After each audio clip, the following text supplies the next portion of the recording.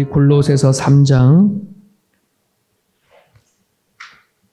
골로새서 3장입니다. 우리 매일 성경 본문은 12절인가요? 좀 늦게 되어져 있는데 오늘 4절만 보겠습니다. 1절부터 4절까지만 보겠습니다.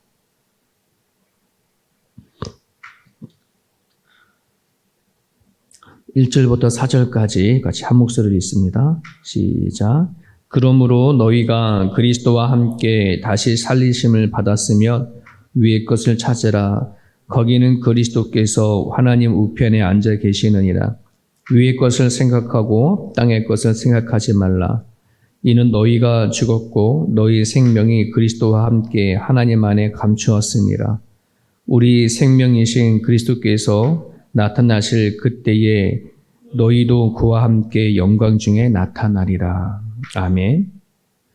골로새서를 처음 이렇게 말씀을 드릴 때에 골로새서는 골로새 교회의 성도들이 가지고 있는 가치관들, 그들이 바라보는 관점들이 잘못되어진 부분들을 바울이 듣고 하나씩 하나씩 짚어져가는 그런 내용들이 담겨져 있다. 그래서 되게 짧지만은 골로새서는 되게 깊이가 있는 그런 메시지로 가득 차 있습니다. 아프리카 케냐에 키마니 마르게라고 하는 사람이 있습니다. 이 사람은 가장 나이가 많은 사람으로 초등학교 학생으로 이제 기네스북에 올라가 있는 사람입니다. 84세에 학생이 되어졌습니다. 30명의 증손자가 있는 할아버지입니다.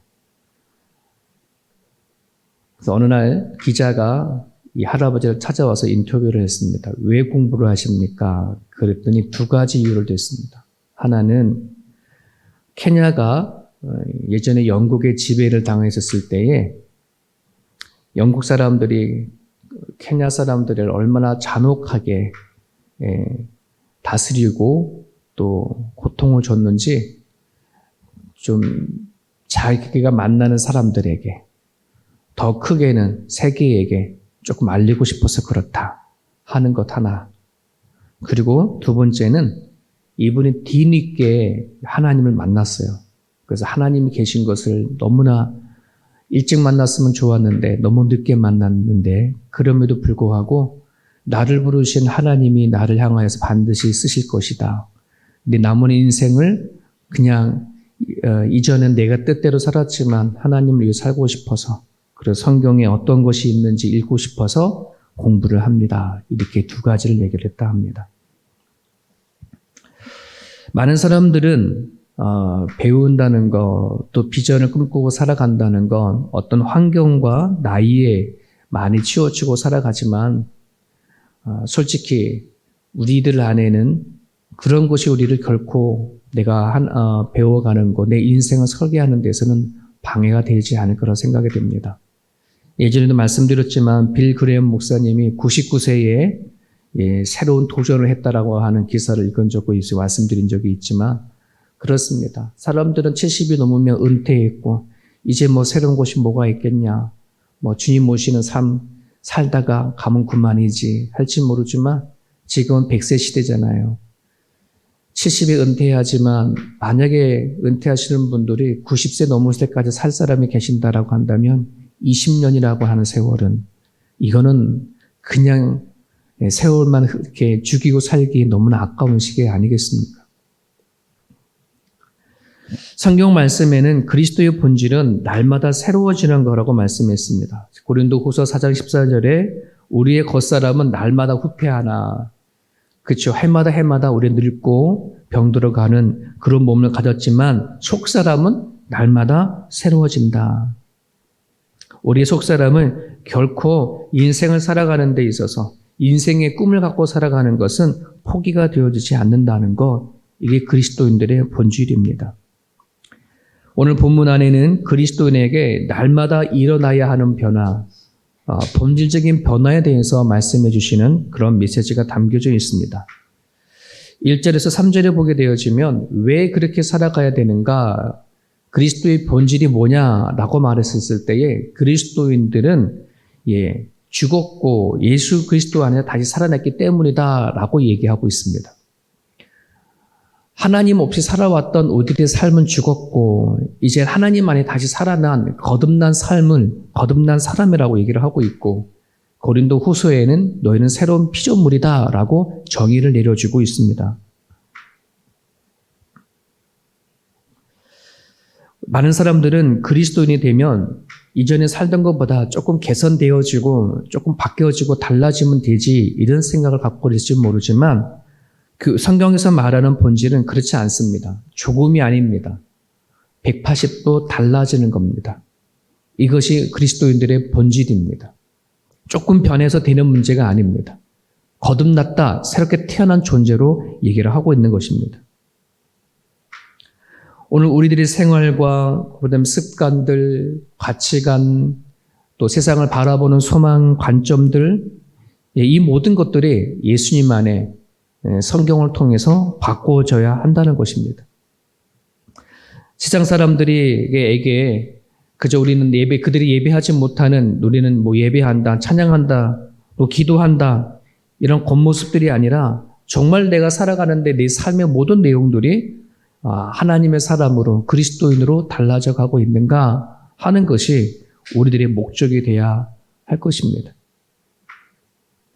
21세기 영성신학자인 그 달라스 워러더라는 한 사람이 쓴 책이 사랑의 묘책이라는 책이 있습니다.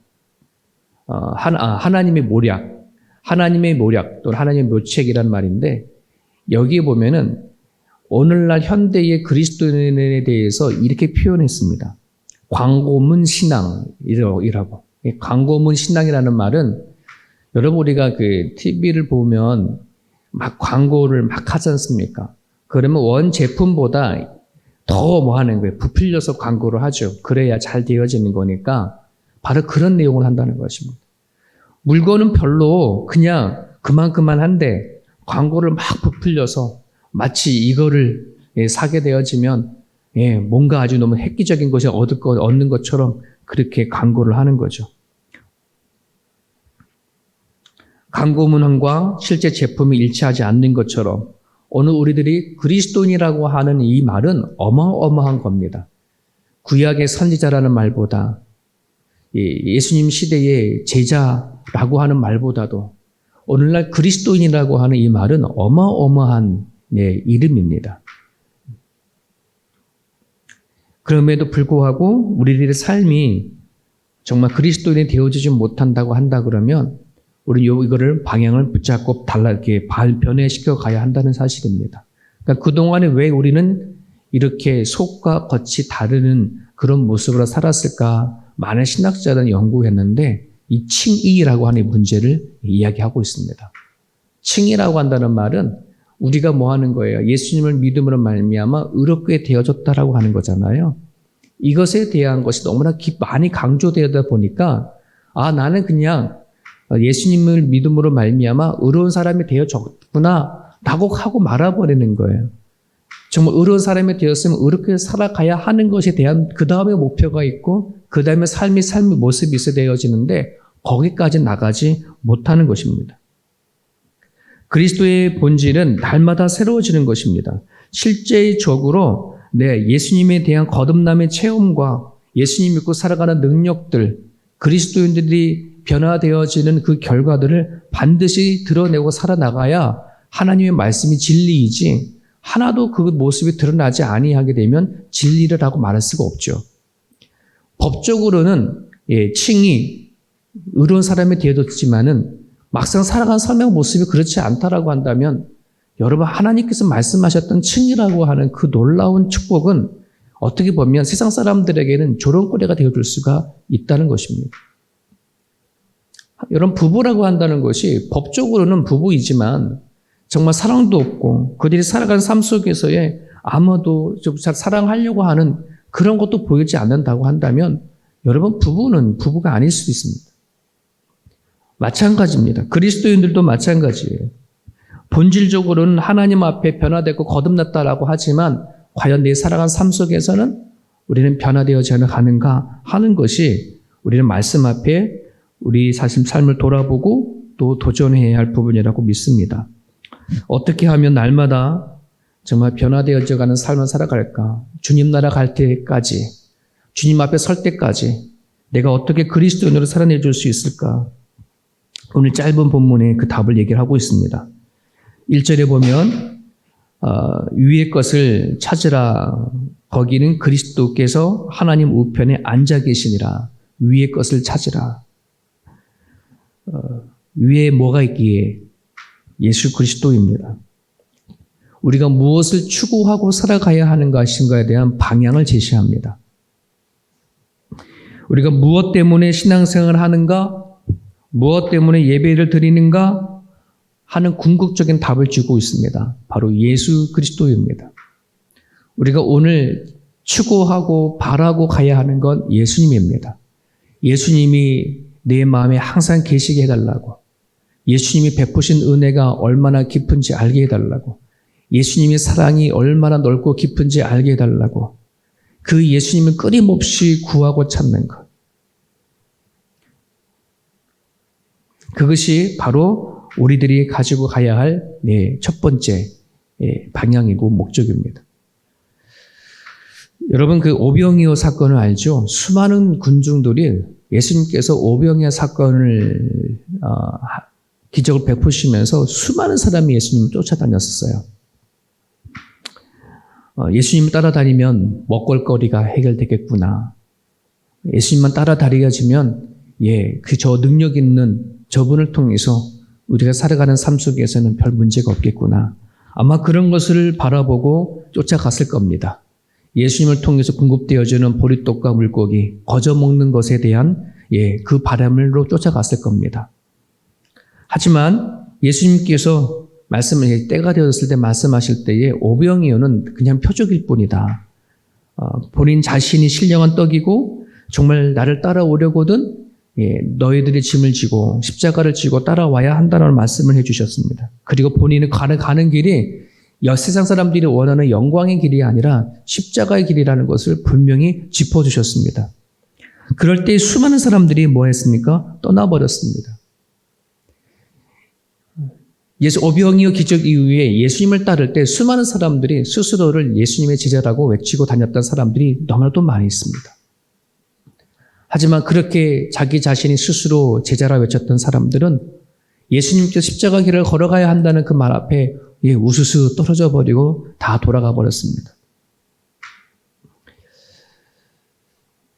여러분, 우리가 정말 그리스도인이라고 말을 할 때에 내가 그리스도인이다라고 하는 부분이 중요한 게 아니라 정말 하나님이 나를 그리스도인으로 인쳐주시는가, 믿어주시는가, 그 길을 따라가려고 애쓰는가, 이것이 우리들이 고민해야 할 문제라고 생각이 되어집니다. 위의 것을 찾으라. 우리가 추구하는 예수님은 우리가 원하는 세상의 영광을 위해 살아가신 분들이 아니라 십자가의 길을 걸어가신 분임을 성경은 얘기를 하고 있고 우리는 그분을 따라가는 존재입니다. 한국에 거창고등학교라고 있습니다. 기독교 정신으로 세워진 학교입니다. 근데 여기에서 말하고 있는 직업 선택 10가지 룰이 있습니다. 이 10가지 룰을 말씀드리면 도대체 이 학교는 왜 아이들을 공부를 가르치는 거야? 아마 그렇게 말할 겁니다. 월급이 적은 쪽으로 택해라. 내가 원하는 곳이 아니라 나를 필요한 곳을 택하라. 승진의 기회가 거의 없는 곳을 택하라. 모든 것이 갖춘 곳을 택하지 말고 처음부터 황무지 같은 곳을 택하라. 앞을 다투어 모여드는 곳을 정하지 말라. 장래성이 전혀 없는 곳으로 가라. 사회적인 존경 같은 것이 없는 곳으로 가라. 한가운데가 아니라 가장자리로 가라. 부모와 아내가 결사적으로 반대하는 곳으로 가라. 왕관이 아니라 단두대가 기다리는 곳으로 가라. 이게 10가지. 이게 그냥 누구 한 사람이 갖고 있는 생각이 아니라 실질적으로 그 아이들에게, 학생들에게 이거를 전달하고 가르치는 학교입니다. 여러분, 목회자인 저도요, 우리 시온의 지원을 가르치면서, 야, 너네 직업 선택할 때 이렇게 선택해. 전 자신이 없어요. 그런데 하고 있는 학교가 있습니다. 여러분, 우리는 정말 반성하고 또 고민하고 예수님께서 우리에게 요청하시는 것이 무엇이 있는가? 여러분, 우리는 어떻게 살아도 사랑하는 자녀들에게 정말 남들에게 보는 좋은 곳으로 가기를 다 원하고 살아가고 있지 않습니까? 돈보다 사람이기 때문에 그렇습니다. 이 10가지의 직업의 룰의 핵심은 뭐냐? 돈 보고 가지 말아라. 사람이다. 사람을 만들기 위해서, 예수님의 사람을 만들기 위해서 룰을 정한 거예요. 여러분, 우리가 정말 예수님을 정말 잘 믿는가? 교회만 열심히 다니면 잘 믿는가? 네가 무엇을 추구하고 살아가는가? 예수님 나를 향해서 뭘 원하시는가? 이 시대에 우리를 향해서 뭘 구하고 원하고 계시는가를 우리가 같이 고민하고 우리는 그렇게 가르치고 또 살아낼 수 있는 우리 세운교 성도가 되었으면 좋겠습니다. 생각하는 것이 달라야 합니다. 하나님 우리의 생각을 아시고 마음을 아십니다. 그래서 말씀하십니다. 너희는 이 시대를 본받지 말고 오직 마음을 새롭게 함으로 변화를 받아 하나님의 선하시고 기뻐하시고 온전한 뜻이 무엇인지 분별하도록 해라. 우리 이 말씀을 너무도 잘 알고 있습니다. 이제 이것을 우리의 마음속에 새기고 되새기고 살아가야 합니다. 2021년 다가오는 이 한 해를 우리가 어떻게 생각하고 살아갈 것인가를 이 말씀에 초점을 맞추어 살아낼 수 있었으면 좋겠습니다. 3절과 4절에는 우리들의 관점이 바로 되어져야 한다라고도 얘기를 하고 있습니다. 3절과 4절에는 세 가지의 관점이 얘기하고 있습니다. 나 자신에 대한 관점을 바르게 해라. 생명이 우리 안에는 감춰져 있습니다. 우리 안에 하나님이 존재합니다. 내가 나를 생각하는 것보다 하나님이 나를 생각하는 것이 더 존귀하고 더 귀하다는 것을 성경에는 얘기를 하고 있습니다. 나에 대한 관점이 바뀌어야 합니다. 건강한 삶을 살아가려고 한다면 내가 나를 바라보는 관점이 아니라 하나님이 나를 바라보는 관점에서 우리는 한 해를 또한 살아내야 합니다. 두 번째는 예수님에 대한 관점입니다. 여러분, 우리가 바라보는 관점은 이 땅에 오시고 죽으시고 부활하시고 승천하신 하나님 앞에까지만 많은 사람들이 있는데 우리가 관점은 다시 오실 예수님, 재림하실 오실 예수님에 대한 관점을 갖도록 얘기를 하고 있습니다. 그 다시 오실 예수님은 심판자로 왕으로 이 세상에 오시는 분이십니다. 우리가 오늘날 바라고 소망하는 그 부분들 안에는 다시 오시는 예수님 앞에 내가 어떻게 설 건가라고 하는 이 부분들이 있어야 사명에 대한 관점이 다릅니다. 인생을 살아가는 목적이 반드시 달라지는 것입니다. 우리가 사는 이유가 어디에 있는지, 이 마지막 시대에 하나님이 나에게 불러주신 사명이 무엇인지에 대한 그 관점이 달라져야 하나님께서 오늘 우리를 향해서 그리스도인이라고 말씀하셨을 때에 내가 그리스도인입니다 라고 말하며 살아갈 수 있음을 여러분 기억을 하셨으면 좋겠습니다. 하나님은 우리들에게 예수님의 이름, 예수님의 나라, 또 예수님의 그 뜻, 이런 부분들을 전하며 살아가기를 우리에게 요청하고 계십니다. 오늘 이 본문 안에는 우리들이 갖고 있는 시선들, 관점들, 우리가 무엇을 추구하고 살아갈 것인 걸 짚어주는 그런 메시지입니다. 오늘 주신 말씀 여러분은 붙잡으시고 내가 예수님 안에 22년들을 하나님 앞에 새롭게 추구하시고 우리가 갖고 있는 생각과 내가 보는 관점들이 하나님을 향해서 고정되어 둘 수 있도록 이 아침에 여러분들을 기도해 하여 주시기를 바랍니다. 오늘 이 주신 말씀 붙잡으시고 기도하실 때에 우리 계속해서 퍼져나가고 있는 이 코로나가 빨리 종식이 되어져서 하나님 앞에 온전히 같이 모여 예배할 수 있는 날들이 또 속히 또 와질 수 있도록 우리 같이 한번 기도해 주시면 좋겠습니다.